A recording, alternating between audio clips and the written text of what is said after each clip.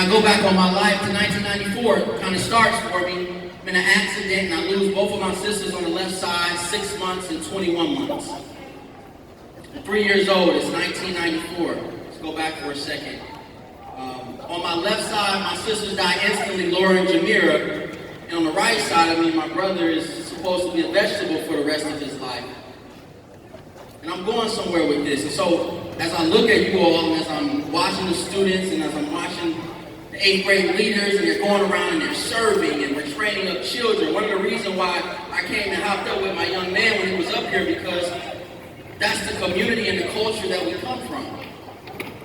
Nothing has ever have to be done on your own. It's always been someone that's been there. It's always been a ram in the bush. Our culture, I mean, even when you think about Michelle Obama and Barack, you have these lineage of people that stand behind us. And so when you start to think about our stories, I want you to begin to understand the relationship that you have with yourself is going to be one of the most important relationships that you ever come into contact with. It's the relationship of you having a conversation from you to you to learn who you really are. And so it begins for me in 1994. I lose both of my sisters, parents, drug abuse, and I'm just a kid. I'm just trying to figure it out. I'm just trying to grow. I'm not trying to be more than anything. I'm not trying to be necessarily like anybody. I'm just trying to figure out, okay, what's going on? Because at this point right now, I know that my sisters are gone. I know that my parents aren't taking care of their responsibilities. And I just need to locate myself. So in life, there are going to be these events that come into contact with you that you may not be able to interpret. There are going to be some things at home that happen that you may not be able just to cope with. I mean, I wasn't even able to process the reality of losing my sisters or my parents' drug abuse, but that's how it started. But that's also how the conversation began. And everyone is having a conversation. Even now, as I'm up here and you're looking, you're watching, from a cognitive standpoint, your mind is going, okay, what's up? What are you talking about? What's he about to say? What is he about to do? You're in an interview, you're in class, your teacher asks you a question, what happens? Your mind goes, I don't know that. I'm gonna answer. And so there are constant conversations from us to us. But the problem is that the most important conversations for us to have in our lives are also the conversations that we think are the least important. Because there's so much going on in this world, and I'm trying to figure out my life, I'm trying to figure out these chapters, I'm trying to figure out these pages, and I just need a starting point. And so that starting point becomes the relationship that you have with yourself that you'll find that most people just don't, because there are a majority of people that are overly consumed in the things that don't matter and under-consumed in the things that actually matter. You don't have to be like anybody. And while we have these great models and great images, I don't necessarily need Jay-Z to tell me how to live. But the first thing that I must do is to begin to build a relationship with myself. And so that's the first point I want to make to you today, is that the relationship that I build with myself is going to be one of the most important relationships that I ever had. Because as I was beginning to reread the pages of my story, that's how you find out who you are. One of the things I saw is that I was meeting people, and it was 20, 30 years, 40 years of people living with themselves and never meeting themselves. And so there was a gap. And so I see my situation, I see how things start, still don't really understand it, but I also see people not reaching their potential. And so then the question becomes, what is it going to take for me to become bigger than anything I've ever seen before in my life for all the right reasons? How can I become greater than anything I've ever seen in my surroundings, in my community, when what I'm seeing is guns, drugs, kids dying? I think I lost like 7 or 8 friends when I was in grade school, all at the same time within the same year. This relationship that you have with you. It's you. It's the same you that was with you when you're crying. The same you that's with you when you're scared. I mean, just to be honest, if we really begin to think about the relationships that we have with ourselves, you've been there from the beginning. Mr. Mayor, how old are you, if you don't mind me asking, sir? 35. I just want to ask a couple questions. If I'm wrong, tell me I'm wrong. 35 years. Have you been with yourself every step of the way? No. You haven't been there. Okay, Mr. Mayor, you may not be a good example. Let me go to somebody else. No, but seriously, Mr. Mayor, although you may have not been there from an internal standpoint, physically, right? Since you've come out, you've been with yourself more than anybody you've known. With respect to probably parents, but even now, the parents aren't here right now, right? So you've been with yourself every step of the way. But the problem becomes, what happens when I don't sow into the right garden? And so this relationship that we talk about with ourselves, it's all about your garden. It's all about what you're expecting to get from yourself. And what I'm offering you students today is, before we get anything from ourselves, we have to know who we are. So now my question becomes, who are you? Like literally, like who are you? And when you begin to look inside of yourself, you begin to identify those things that make you who you are. So you go from the accident, lost my sister's parents, abandonment. My grandmother raises me from 9 to 15, so I have no family. My grandmother, I remember her, walking me into the house, and the first thing she says is, we're gonna have fun. And there's nothing you could ever do to make me stop loving you. This is my story. I don't know where it's gonna end up. No real training. I haven't even begun to work yet. I haven't begun my professional career. I'm just a kid trying to figure out my direction and going back to my premise of I just know that I want to be greater than the things that I see. I know that there are greater versions of myself waiting for me, but the only way for me to get to that door is to begin to build a relationship that most people in this world never thought was important.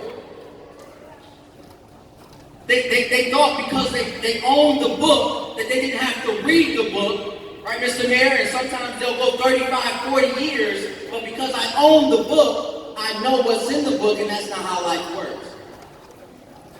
You begin to read your pages, even right now. What do you love? What is your story? What's your starting point? Where are you as it relates to you? Because, see, my only thing I'm concerned with, I don't care anything about how something looks. I don't care about impressing people. And this is something that is not necessarily prevalent in our society, because there's a thing called impressionism that we should put our best forward as opposed to our most authentic self. Right now, I'm just in my space. I'm not trying to be anything that I'm not, which leads me to my second point. The first thing is you have to build that relationship with yourself. You have to know who you are. You have to be there for you, because you can't be to others what you aren't to yourself. And so before I began to identify anything with my own identity, I was just there for myself. I just had to understand what was going on. I just had to understand the pages in my story. And I didn't have to use Pythagoras' theorem. And I didn't have to go to rocket school or be a rocket scientist to know my pages. First point. Second point I want to leave you all with today. Where you are matters just as much as what you do. I love the fish. I love the fish because there's an adage that I always use, and it says that the fish doesn't have to be the strongest or the fastest. Oftentimes, a fish just needs to ensure that it's in its water. So for my first point concerning identity, students, you're finding out who you are. You're building yourself. you're looking at your story, you're looking at your life, you're not allowing something necessarily external to determine how I become, but I'll allow what's internal to determine what I become, right? So you use your story. But secondly, after you know who you are, you have to position yourself in the right spaces so that the natural proclivities of who you were meant to become, they activate. Think about it. You don't drop a fish in the water and guess if it can swim. Do we? And in fact, I couldn't imagine identifying a fish without its water. And so from that standpoint, where I am is just as critical, if not more critical, as what I do. And so after I know my story, then I have to begin to expose and position myself. I have to find my water. And so my next question to you is, as you're growing, as you begin to build this important relationship with you, there is no ego there. It's not about being conceited. It's about being for you first before you be for others, excuse me. So you have to be for yourself before you can be what you need to be for others. And then after that, I can't be what I need to be for others if I'm not in my right space.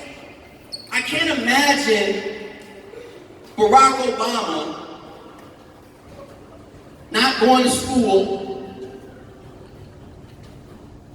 a gangster, hustler.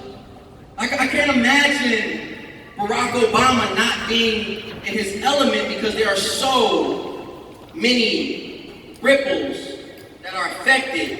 And as I look at every face in here now, this is the manifestation of that. And so then my question to you again is,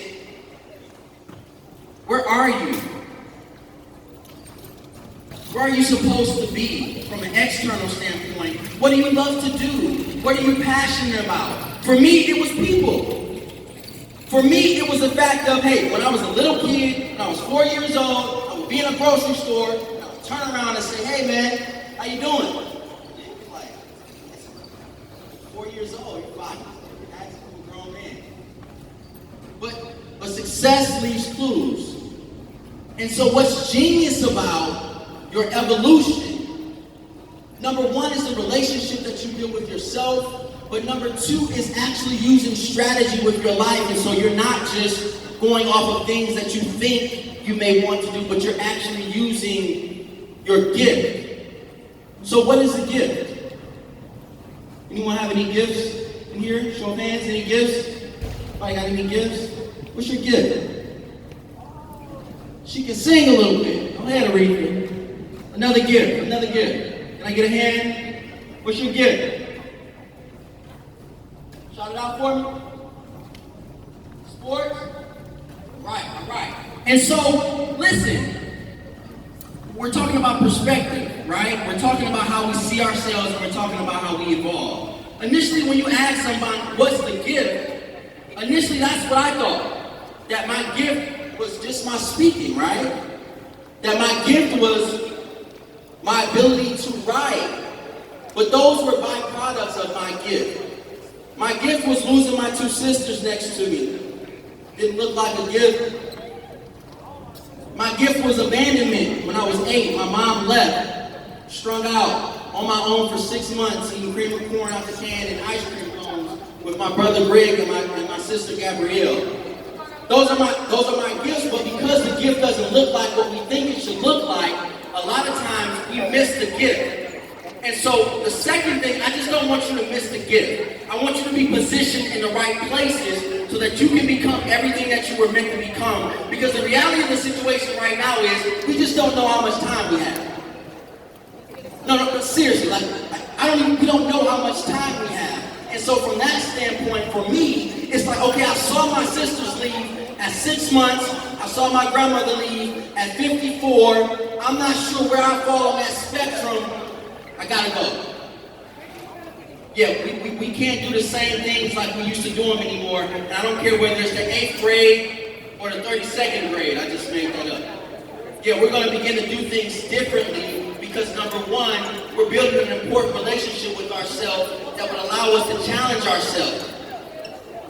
That would allow us to put ourselves in the spaces that we were meant to become and not just working a 9 to 5, I was comfortable at my job. I was comfortable doing what I was doing. It was incredible, but I wasn't fulfilled. And so the thing that we're really talking about is, how do you become fulfilled? How do you become fulfilled in your lives and what you're doing? And a lot of that has to do with finding your water. There's so many people that suffocate. Like, there are people that are literally not breathing because, even empirically, 70% of the American workforce is disengaged in their job. They don't like what they do. And if it's up to me, I'm standing here talking to you all, you will not continue that legacy. Yeah, we're not going to do things the same way because there's a new group of people, millennials, young people, the genius, that we are becoming what we want to be. We are becoming the change that we wish to see. And we are finding our water. I released a book this year called Before I Expire, 100 Days to Inspire the Soul. Self-published author, did my artwork myself. Had been a professional writer for about 6 years prior to, from foster care, no degree. Debuted as a national bestseller, number 67 on the world's biggest retailer.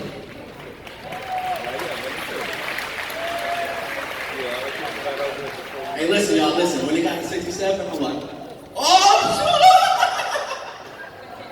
I'm like, oh, mama, somebody call my mama. But then guess what happened? Because we're going back to finding the water. We're going back to being in the space that you were meant to become. The 67 was just 67. Then somebody hit me up and say, hey, Lee, we're at 46 now.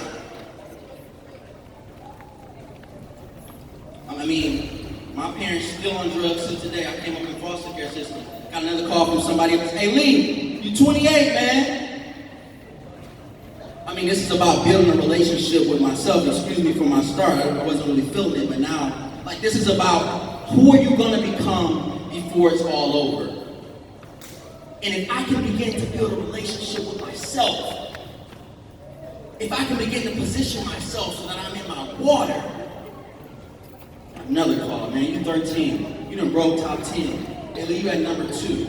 I'm not gonna lie to y'all. Number 2 is not good enough. We got another book coming out, but it's about being where you're supposed to be. So listen, sometimes you may not be able to discern, you may not be able to interpret, but if you can just find where I may not know what's going on, but if I can just drop myself in my water, you may be suffocating, and sometimes it's just about positioning yourself. It's not about doing what the famous people do. It's not about what's popular. It's not about social norms. What's the norm? What is that? Listen, I'm here because I am the representation of what happens when you plant a seed and you believe in yourself. I am only a mirror, and greater things you all will do. But I need you to know the simple, like basics. Because I see people all over, and so many people are fragments of themselves. They're just projecting what they think they should project instead of living who they were meant to live. Becoming where they were meant to become. I just turned 28 on Wednesday, and I don't even know how I got here, y'all. This thing has been this has been the biggest year of my life. I got a book deal after I self-published the book with 13th and Jones Publishing. That not only gave me a green light for a second book, but I have the green light for however many projects I want to do. Positioning, right? Where are you? And the reason why I really want to lament that is because for many of you, you may not know what you want to do right now. Show of hands. Anybody? Couple people. Listen, and that's okay. But begin to expose yourself and put yourself in spaces that you just love. Number one, do I love it? Number two, does it add value to someone else's life? And number three, what problem can I solve? For me, it was being able to facilitate an internal conversation that I thought was extremely important. that most people never thought was important at all, which was the conversation from you to you. So where are you? That's my question. My question is not only externally, but from an internal standpoint, where are you? Do you love yourself? Are you happy with yourself? Are you challenging yourself? These are the conversations that are the most important in our lives, but